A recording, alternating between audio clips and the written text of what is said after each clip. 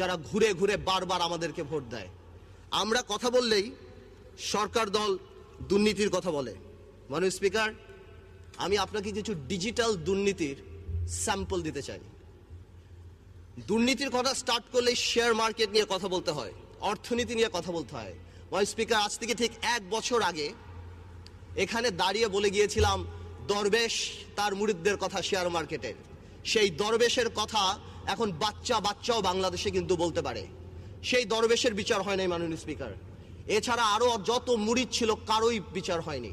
মাননীয় স্পিকার, গতবার তো বলে গিয়েছিলাম শেয়ার মার্কেটে জড়িত কারা ছিল। এখন সময় এসেছে হালকা করে বলার কিভাবে শেয়ার মার্কেটের ঘটনাটা ঘটানো হলো। 2010 সালের সেপ্টেম্বরে সিডিবিএল দেখলেই বোঝা যায় জেড ক্যাটাগরি নামে কোন কোন কোম্পানিগুলি তাদের টাকাগুলি বের করে ফেলেছে। আমার কাছে এখানে 8টা কোম্পানির নাম আছে যারা